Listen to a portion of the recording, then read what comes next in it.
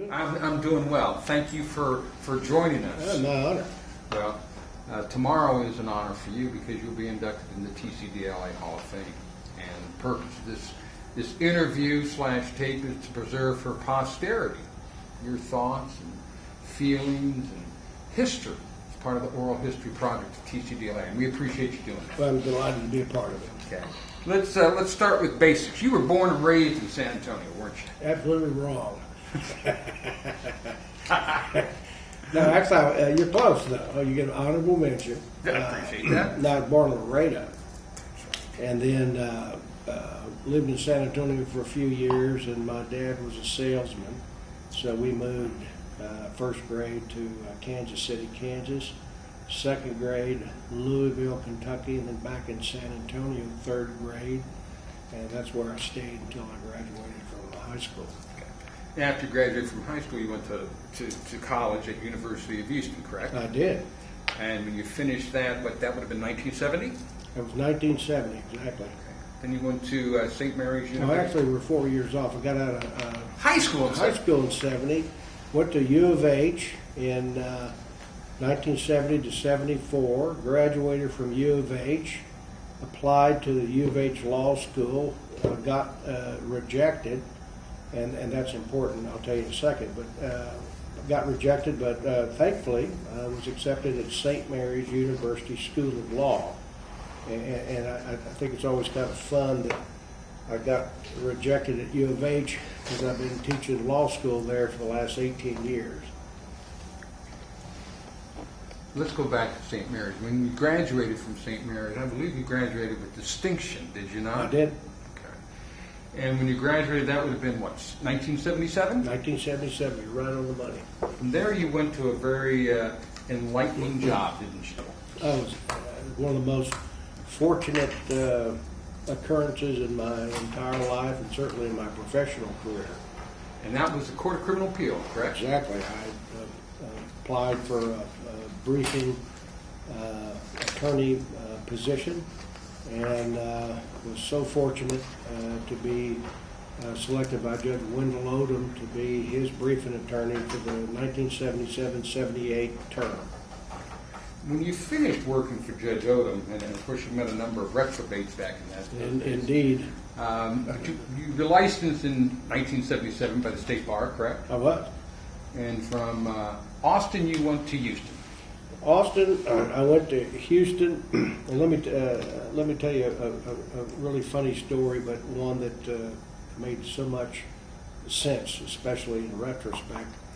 Judge Odom always called me Sport. He said, "Sport, when you leave me, what do you want to do?" And I said, "I want to be a criminal defense lawyer." And he said, "Where do you want to do that?" I said, "Houston." And he said, and I quote, he says, "I can call Racehorse Haynes or Percy, probably get you a job. But have you ever thought about being a prosecutor?" I said, "No, actually I haven't." He said, "Are you opposed to that?" I said, "No, I just really haven't thought about it." He said, "Go to Houston, be a prosecutor," and he said, and I quote, "learn how to fuck up on the state's time." And what he was telling me was it's serious business to represent a citizen or a non-citizen in a criminal court. And go learn how to try a lawsuit before you attempt to do it and unintentionally inflict pain on a client. And that's what you did, right? That's exactly what I did. Best advice I ever got. What, you were at the DA's office in Harris County as an assistant DA for what, 3 years? 3 years. I was hired in 1978 by Carol Vance, and then I resigned in 1981. I gave him a 3-year commitment, and I stayed 3 years in a day. And from there, you went to the Federal Public Defender's Office in Houston. I did. Again, a lucky, serendipitous situation. Roland Dolan was the Federal Public Defender, and he had been a pretty high muckety-muck assistant DA in the District Attorney's Office. And he was looking for someone with a lot of trial experience and someone who preferably had been a law clerk before. And so, in fact, Rusty Harden at the time was a chief. He said, "You need to talk to Secrest. That's what you need," because he knew I was getting ready to leave or wanted to leave. So Roland hired me as an assistant federal public defender in 1981. would you spend 3 years there? I 2.5 spent years? 2. He asked me for a 3-year commitment. I said, I'll give you 2. I might stay longer, but I was anxious to go into private practice, but I did it for 2 years. So at the end of the 2-year period of time, you went into private practice, right? I did. I absolutely did. And who did you start practicing with when you started? Well, I was solo, but I went down to a building where there were several prominent criminal defense lawyers, and I was able to sublet a piece of real estate, and that was Randy Schaefer, Don Lambright, Wendell Odom, and I leased some space and went out on my own. And then, I don't know, maybe a year and a half, 2 years later, there was a really fine lawyer by the name of Ken Sparks, who had been a chief prosecutor for years and had gone out into private practice. Ken and I then formed a partnership, and we practiced together for about 3 or 4 years. You've been in private practice ever since, correct? Ever since. That's right, Dave. And you got to practice with one of the finest ex-state court prosecutors in Harris County for, what, 20 years or so? Oh, more than 20 years. You're referencing my dear friend, my mentor, Bob Bennett. I hasten to add the real Bob Bennett, Robert C. Bennett. And Bobby Bennett had been a world-class prosecutor. He was involved in the Lilla Paulus case, and the prosecution of Dr. John Hill, that trilogy of cases. And I had certainly known of Bob by his reputation. And when I was an assistant federal public defender, we had a case, a very interesting case, that we ultimately tried, and I had the court-appointed defendant, and Bobby and David Berg had the retained clients, and that's how I built a beautiful relationship with Bobby Bennett. Peach of a guy, isn't he? Wonderful. And I'm sure he taught you quite a bit. He taught me a whole lot, especially, I think, just human nature, what it takes to be a criminal defense lawyer, the obligation to the client, obligation to the profession, and of course his forensic skills were unmatched. Talk about some of the things that you've achieved and accomplished. You are board certified in criminal law, are you not? I am. And you got that certification, as quickly as it was available. Exactly. I can't tell you exactly when it was, but it was, I guess, 5 years. I think it was 5 years. You had to have 5 years of experience, I think. So, give or take, it was probably about 1982. And then I've been, board certified ever since. And then I also have become board certified in appellate law. Right. Now that board certification in appellate law is a recent creation of TVLS. Exactly. But you served TVLS with distinction. You were on the Criminal Law Examination Commission? I was on that actually with you for many years, and then I believe 1 year I was the chairman of that commission. And that's the great drafting and grading of the examinations for people that want to become board certified in criminal law. Exactly. Okay, super. Now, you mentioned earlier that you've been, you taught at the University of Houston School of Law, and I think you've done that, continuously since 1991? Yeah, well, off and on a little bit, but well over 20 years. I've taught, I started teaching in South Texas 1 year where I taught criminal procedure, and then thereafter I started teaching at U of H, and I taught a seminar with Justice Murray Cohen on Texas criminal appellate law. And then for several years, George Murphy and I did a tag team, kind of a moot court mock trial deal for the students, and we did that for several years, and I thoroughly enjoyed it. It was a great experience, but I kind of wanted to get into the case law a little bit more, so I kind of schemed and convinced the law school that they didn't have a Texas criminal procedure class. And of course, when we went to law school, we took criminal procedure, which is really constitutional law.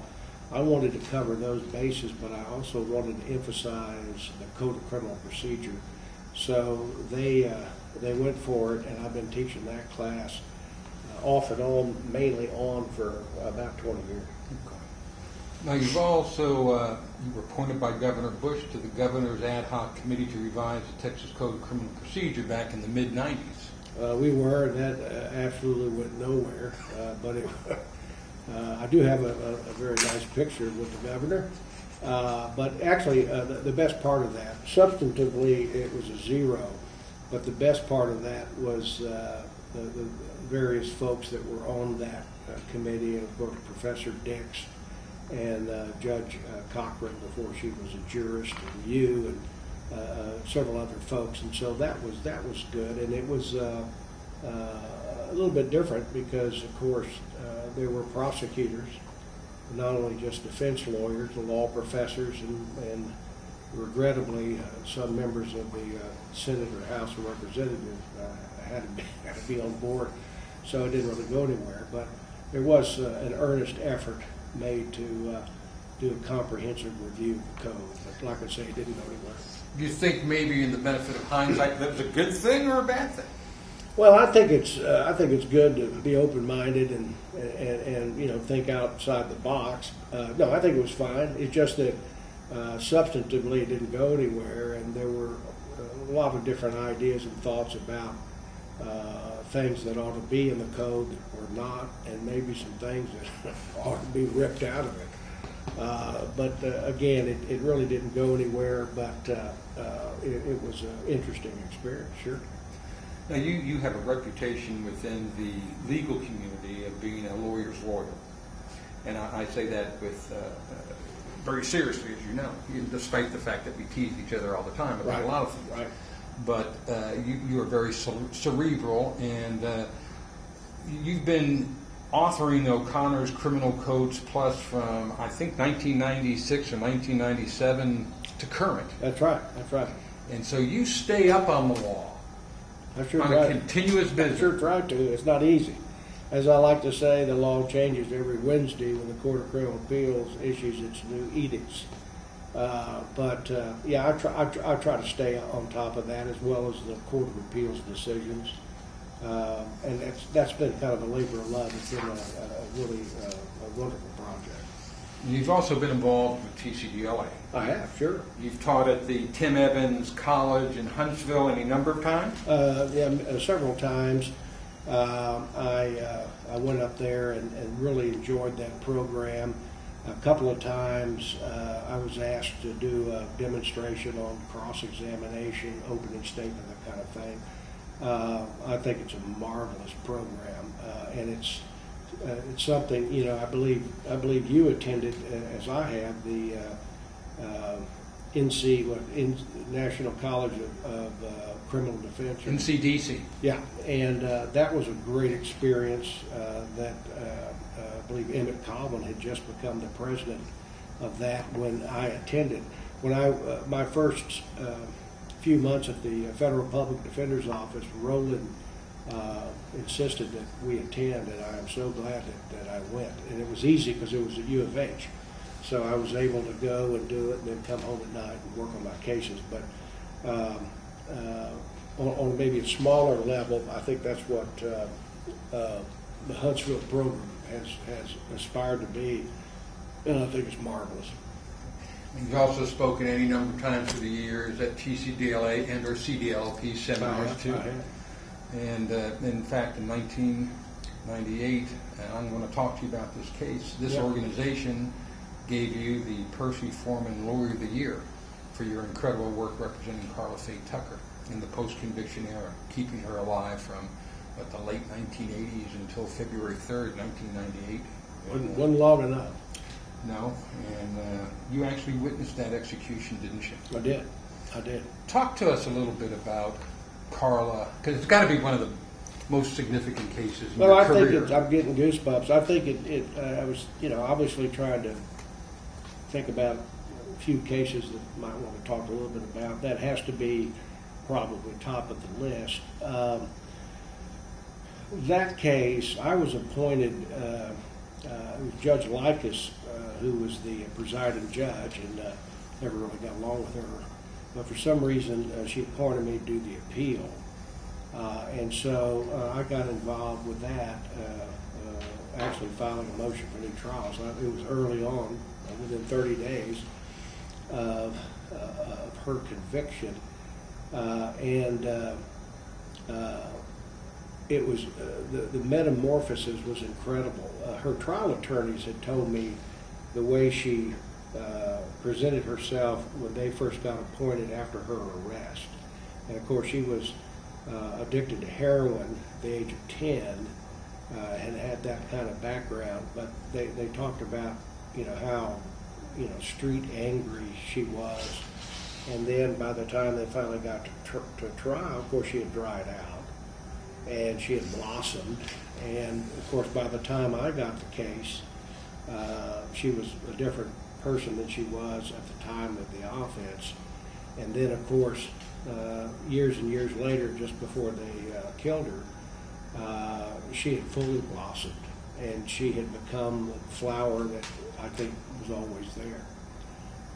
But that was a special case. But to answer your question, the bottom line is we were very close and had a nice relationship. And you can understand, because you've been there yourself many times, it was I who had to reach out to her every time we lost.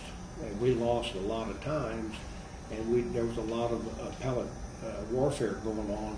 And inevitably, David, every time I would get her on the phone or see her eyeball to eyeball and tell her that we had not prevailed, the first thing out of her mouth was, "How are you doing? How are you handling it?" So she was really very caring and compassionate. It wasn't bullshit. It wasn't a facade. It was real. And so when the inevitability came, they get 5 or 6 folks to be witnesses, and she told me, "I want you to be a witness." One, I don't think there's any way I could have said no had I didn't want to do it, but I actually wanted to be with her. It wasn't a problem. I said, "Sure, I'll be glad. I'd be honored. I'd be privileged to be with you." And I will tell you, as much as I hate the system in that regard, people at back then, TDC, absolutely humane. They had separated the witnesses for the victims and the witnesses for the offender, and they had taken us to separate, kind of drop houses, but basically homes that various clergy people were there with food. It was kind of like a wake. And these people were really caring. I'm not a religious person, but I did find it helpful to have those folks there.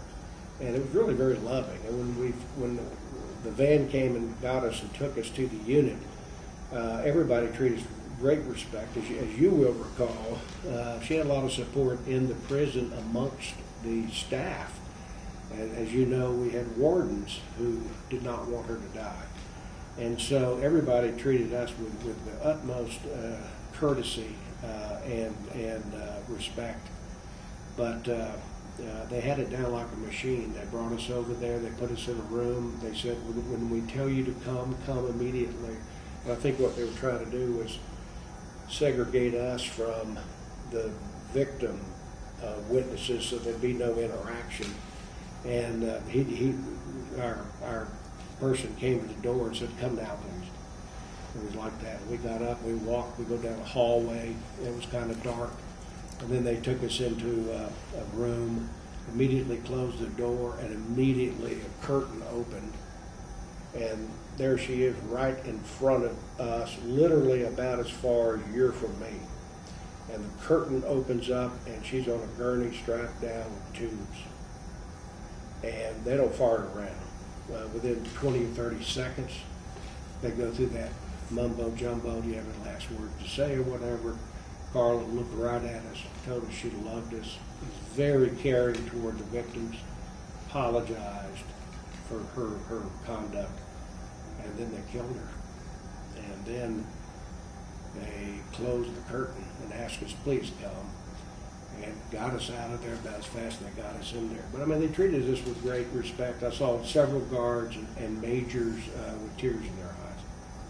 And then, as you know, because you were with us, then we went to Larry King's show. Everything was set up there in the parking lot area right outside the prison.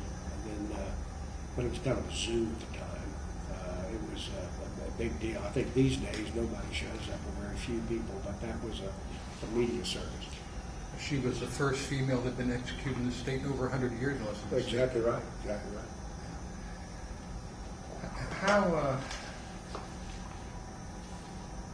How long do you think it took you to recover from that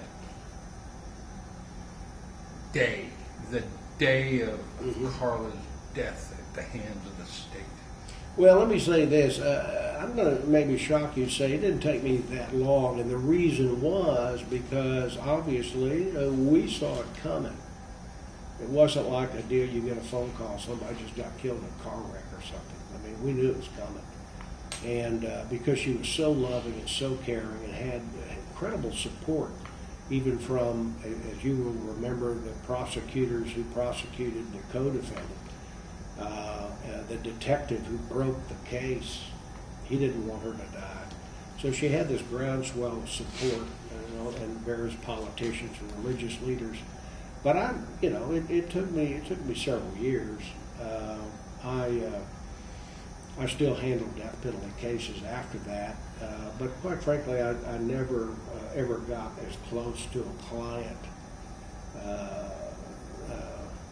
certainly a death penalty case, that I got close to her, because she was such a sweet human being, and it was such a gross waste of life. She didn't need to die. She could have stayed in prison forever. She could have done some great things in prison. But politics were not what they needed to be. As you know, Governor Bush was getting ready to run for president, and there's no way he could have faded that heat, even though that would have been the right thing to do.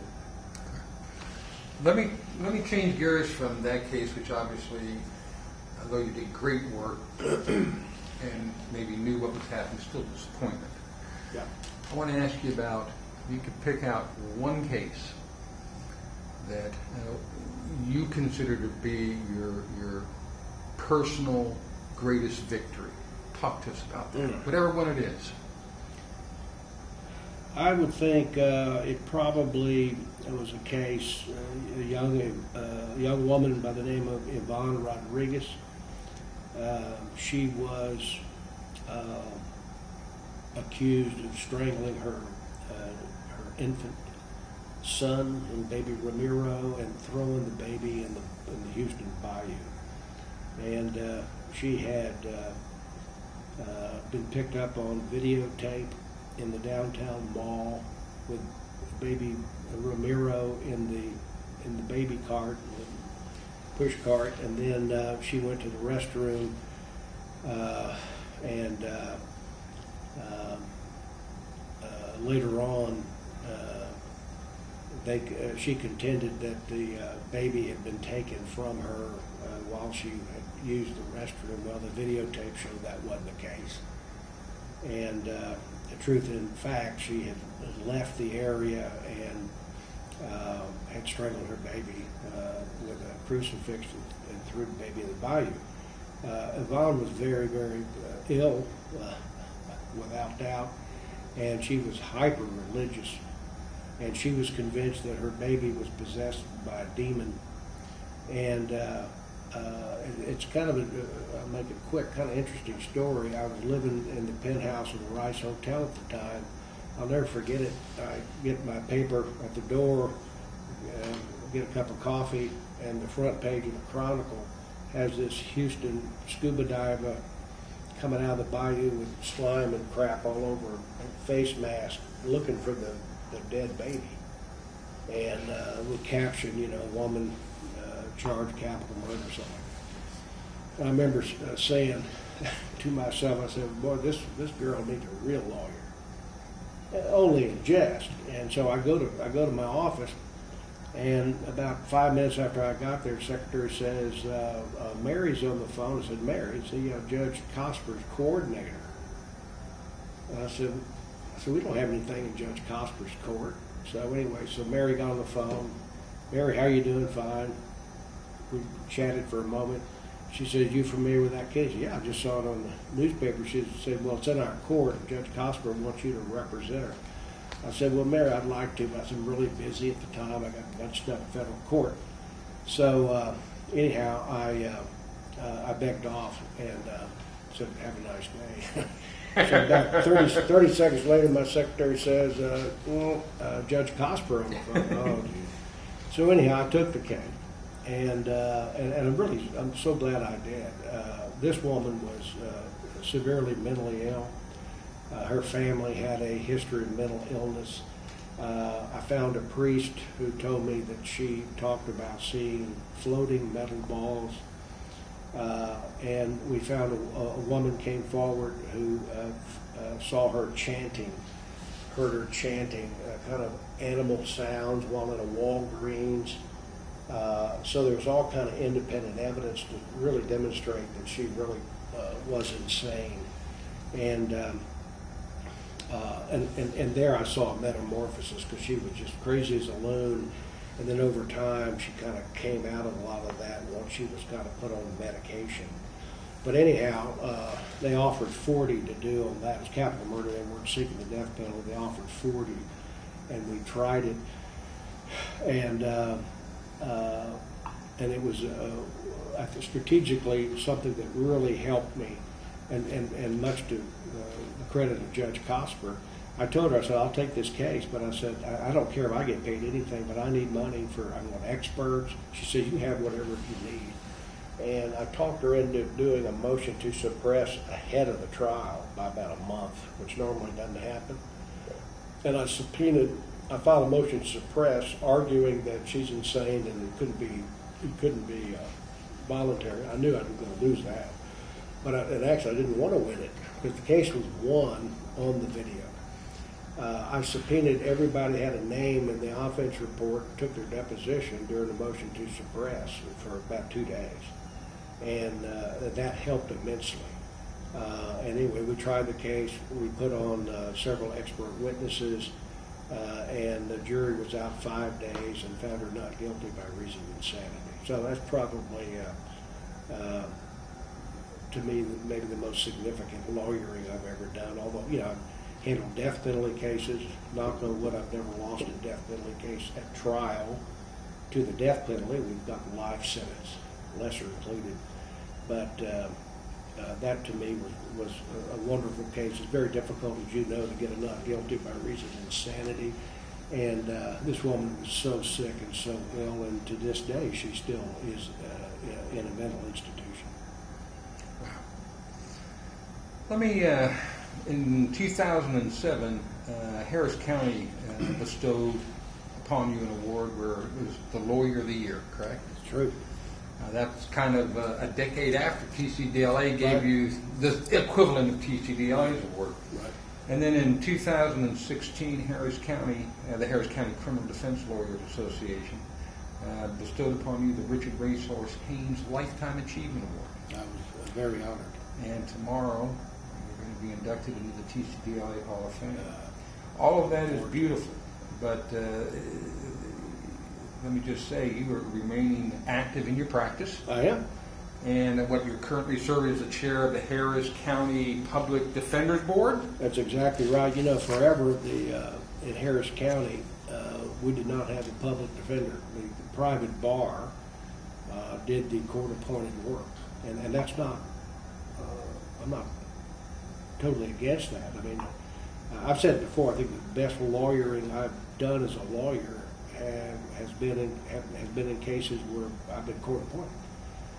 But that being said, I think an institutional public defender is essential, especially in a big city, and the private bar just can't handle it all. And so finally they woke up from a deep nap and decided to get smart and put together a public defender. And how they started, David, the various bar associations nominated someone to be a member of the board. And what our initial function was to send out notices and go through resumes and conduct interviews and we got something like 130 applicants. And then we narrowed it down to 8 or 9 people, and then we interviewed them all in one day, and then ultimately took a vote. We recommended Alex Bunnan. But since that time, I've stayed on the board, and I was vice chair, now I'm chairman. I don't know how long I'm going to do that, but the PD's office has done great work. Unsurprising, they've got the best acquittal rate. They win more cases on appeal than the private bar. But more important, they're an adjunct for the private bar. And so now they're putting together a library of transcripts of expert witness testimony. They have several closets of clothes. So if you represent someone who needs a suit for court, you can get it. They put on first class CLE, and they invite the private bar. So initially, as you can understand, it was somewhat antagonistic because the private bar saw the public defenders taking, paycheck out of their wallet. Now it's far more collaborative, and as in most systems, the public defender, I think, takes a maximum 25-30% of the cases anyway. So there's still a lot of work for the private bar. So it's a win-win. What are your plans for the future? Like everybody else, I want to be relevant. I want to be able to contribute. But the best thing ever happened to me in my life, as you well know, is I found the love of my life, and late in life got married. And I want to spend quality time with my bride. So in order to do that, I'm going to try to cut back. I'm going to be active in the practice of law, but I'm going to handle less cases. I think also I probably want to try to keep teaching. I really enjoy that. It keeps me current. I get to meet the next crop of gladiators, and I think it's a contribution that I can make that's probably a pretty good one. But quite frankly, I'm tired of the David Botsford days of 60, 70-hour work weeks. I think hopefully most of that is behind me until the next trial setting. Well, you're a young man. You're only 68. That's true. 67, please. I apologize. Yeah. Right, you're 67. Yeah. Right, because I'm only 66. I'm the youngster in the group. You're the youngster. There you go. Okay. Well, let me just throw out the ball for one last thing. If you wanted to tell youngsters, the young gladiators that are coming up, anything at all, go ahead and tell them. Give them your best advice, because they're the ones that are probably going to be watching this. Well, I think you got to really want to do this kind of work. It's not easy. It's not for the faint of heart. But Mike Ramsey, a great lawyer, once said that being a criminal defense lawyer is a license to tell the government to go to hell. And I think that really sums it up, because you're the only person frequently that can effectively stand between them and the state. And as you well know, sometimes the state is overbearing, sometimes the state doesn't have it right, sometimes the state knows it doesn't have it right and still comes at you. And if you're going to go into this line of work, you have to be dedicated and want to do it. This is not the way to make money. You can make some serious money, but if you really want to make a whole bunch of money, go be a tort lawyer, patent lawyer, or whatever. But I think the essential thing to really appreciate and to understand when you're representing the citizen accused is really, it's an honor and a privilege. I mean, think about what this concept is. You are representing them. You are standing in for them. They're not capable. In a legal sense, they're inept, even though they might be very bright. But they are inept. They cannot defend themselves.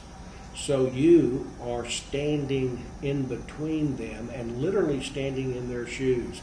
And you are making their arguments. You are strategically making decisions that hopefully will win the day, or at least mitigate the pain. And never lose sight of that. Too often I think we think in terms of, what big case do we have? What kind of money can we make? What kind of pub can we get? And all those things are, kind of icing on the cake. But the actual cake is understanding how noble a cause and how important an obligation to stand between your client and the state. And literally, when they come after your client, they're coming after you. And if you can get yourself in that mindset, and the last thing I want to say, don't be me, for God's sakes. Be yourself. Be the best advocate you can, but be yourself, because the jury is not going to accept you playing the role of David Botsford. The jury hopefully will accept you being yourself. That's what's most important. Okay. Anything else you want to say, Mac? No, I just want to. I want to sincerely thank the members of TDCLA and of course the organization.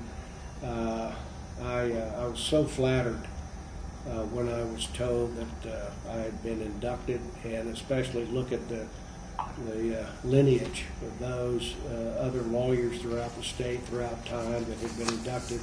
It's really the highlight of my career, and certainly the finest honor that I've ever received in my life, and for that I thank you very much. Well, it's the board of directors that approved that nomination by the awards committee, and the awards committee consists of entirely members of the board of directors, past presidents, and Hall of Fame members. They chose wisely, my friend. Thank you. Thank you.